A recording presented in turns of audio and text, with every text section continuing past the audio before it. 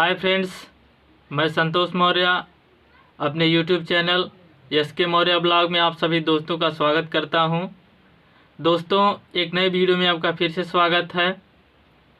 दोस्तों, यदि आप हमारे चैनल पर नए हैं तो चैनल को सब्सक्राइब कर लीजिएगा और बेल आइकन को प्रेस कर लीजिएगा, जिससे कि हर वीडियो का नोटिफिकेशन आप तक पहुँचता रहे।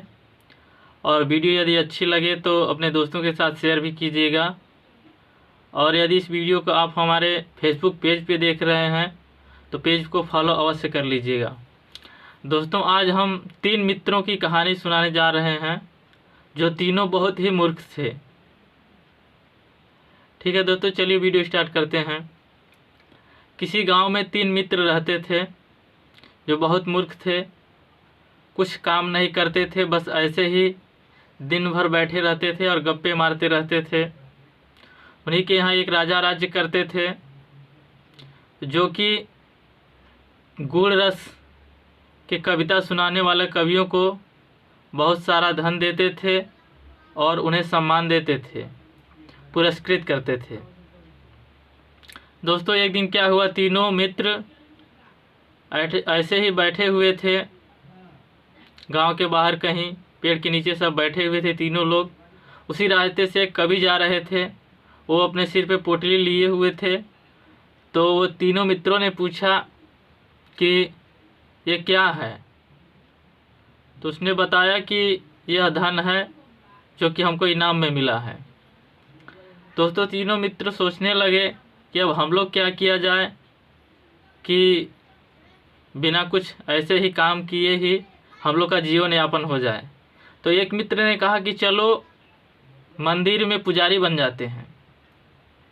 तो दोस्तों, फिर दूसरा मित्र उसमें से कह रहा है कि एक मंदिर में तो एक ही पुजारी होता है और उसे पूजा का पूरा विधि का ज्ञान होना चाहिए, जिसमें हम तीनों में से किसी को पूजा का ज्ञान नहीं है, तो यह कैसे हो सकता है।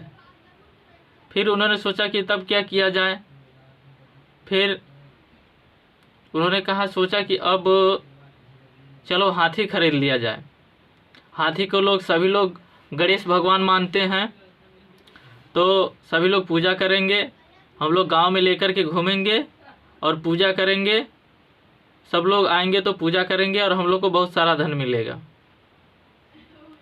फिर दोस्तों, उन लोगों को ख्याल आया कि यदि हम लोग हाथी खरीदेंगे तो चींटी सूंड में घुस जाएगी, जिससे कि हमारे हाथी का मृत्यु हो सकता है। इसलिए तीनों मित्र ने सोचा कि इसका कोई उपाय किया जाए। तीनों लोगों ने क्या किया, अपने अपने घर गए और शक्कर यानी चीनी लेकर के आए और उसी जगह जिस जगह उन लोगों को रखना था पूरा फैला दिए। तो बहुत सारी चींटियां कुछ देर में आ गई और तीनों मूर्ख चींटियों को कुचल कुचल कर मारने लगे। दोस्तों, इस ऐसे देखते हुए सुबह का समय था। कई लोग रास्ते से जा रहे थे। उसी में एक वृद्ध व्यक्ति थे। उन्होंने देखा कि ये तीनों कर क्या रहे हैं, तो नज़दीक उन लोग के पास गए तो उन्होंने देखा कि ये चींटियों को मार रहे हैं। तो उन्होंने पूछा कि ये तुम लोग क्या कर रहे हो। तो दोस्तों, तीनों मित्रों ने जवाब दिया कि हमारे हाथी को ये सूंड में घुस जाती, इसलिए इन लोगों को हम मार रहे हैं। तो उन्होंने कहा कि अरे मूर्खों, इन बेजान जानवरों, बेजुबान चींटियों को क्यों मार रहे हो, आखिर तुम्हारा हाथी है कहाँ। तो उन लोगों ने कहा कि अभी हाथी तो खरीदना है।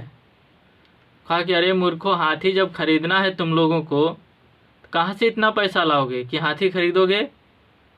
फिर तीनों लोग सोचने लगे कि हाँ, ये तो बात अभी तक हम लोगों ने सोचा ही नहीं कि हाथी कैसे खरीदा जाएगा। फिर उन लोगों ने सोचा कि अब जो कवि महाराज कह रहे थे कि बहुत सारा धन मिलता है, वही हम लोग को सोचना चाहिए और राजा के पास चलना चाहिए और वहाँ कोई कविता सुनाना चाहिए। तो फिर क्या हुआ, तीनों मित्र चल दिए। रास्ते में चलते चलते रुके एक जहाँ पे गूलर का पेड़ था, तो रुके छाया में। तो दोस्तों, एक गूलर गिर गया। जब वो लोग रुके थे तो गूलर का फल पका हुआ था जो गिरा।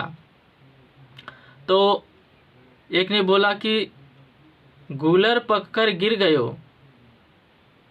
तो उसने सोचा कि अरे ये हमारे कविता का तो लाइन बन गया, कि चलो ठीक है और देखते हैं आगे चलते चलते कोई और लाइन मिल जाए। तो फिर आगे जब उन्होंने बढ़ा तीनों लोगों ने, तो एक स्त्री पीपल का पत्ता लेकर के आ रही थी। तो एक ने बोला कि लायो पीपरी नारी, गूलर पककर गिर गयो लायो पीपरी नारी।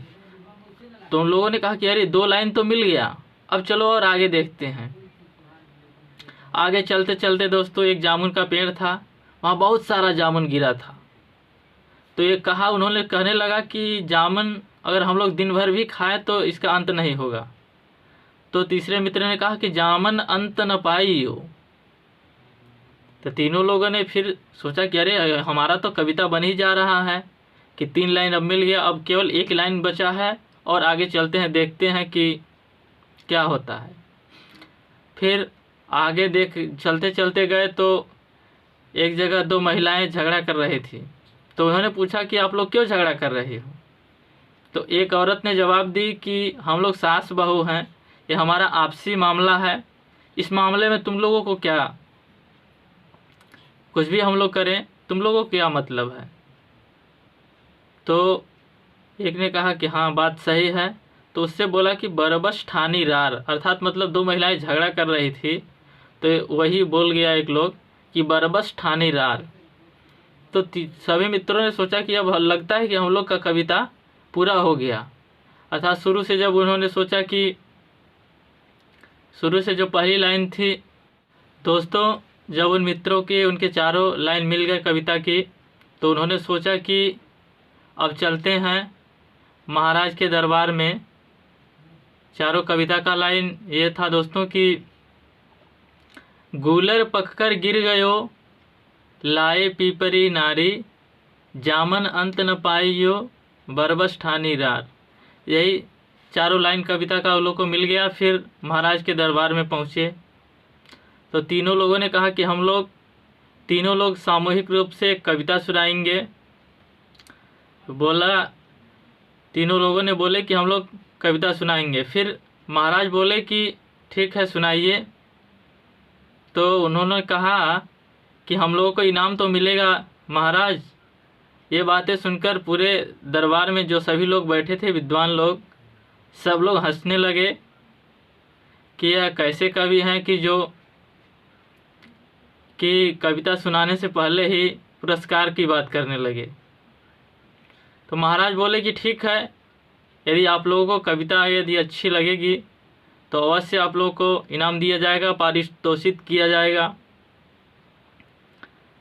तो तीनों लोगों ने सुनाया कि गूलर पककर गिर गयो लाए पीपरी नारी, जामन अंत न पाइयो बरबस ठानी रार। फिर महाराज भी सोचने लगे कि यह कैसी कविता है। इस कविता का अर्थ महाराज को भी नहीं आ रहा था। फिर उन्होंने अपने विद्वानों से कहा कि इसका अर्थ आप लोग बता दीजिए। तो कोई भी विद्वान इसका अर्थ नहीं बता पाया। सभी विद्वान ये जान रहे थे कि यह कोई कविता ही नहीं है। और महाराज के दरबार में एक बहुत ही पुराने मंत्री रहते थे, उन्हीं के गांव के वो थे, और वो जानते थे कि ये तीनों मूर्ख आज ये कविता सुनाने आए हैं, लेकिन इन लोगों को कविता से कोई दूर दूर तक नाता नहीं है। ये केवल इनाम लेने के लिए आए हैं कि ऐसे ही कविता सुना के हम लोगों को इनाम मिल जाएगा। फिर उन्होंने, महाराज ने बोला कि आप ही लोग इसका अर्थ बता दीजिए। तो उन लोग को भी कोई पता ही नहीं था कि इसका मतलब क्या होता है, ना तो ये कोई कविता थी। तो फिर जो महामंत्री जी थे उन्होंने सोचा कि उन तीनों की दशा देखकर कि नहीं, हमें ही कुछ करना चाहिए। तो जो महामंत्री जी थे उनके मेन बोले कि महाराज हम इसका अर्थ बता रहे हैं आपको कि यह कविता जब महाराज रावण भगवान श्री रामचंद्र जी की पत्नी का, सीता जी का हरण कर लिए थे और उनकी जब मृत्यु हो गई थी तब की बात है। यह कविता उसी समय की है। जैसे बोले कि गूलर पककर गिर गयो, इसका अर्थ है महाराज की यह सोने की लंका जो साम्राज्य थी गूलर की तरह पककर गिर गया, अर्थात पूरी तरह से विध्वंस हो चुका। लाए पीपरी नारी, इसका अर्थ है महाराज कि वो दूसरे की पत्नी, जो महाराज रावण थे दूसरे की पत्नी का हरण करके ले आए थे। और जामन अंत न पाइयो, अर्थात भगवान श्री रामचंद्र जी जो हैं उनके मन का कोई अंत नहीं है। बरबस ठानी रार, मतलब कि इसका मतलब हुआ महाराज कि ऐसे श्री रामचंद्र जी से बेकार में ही महाराज रावण ने बैर कर लिया।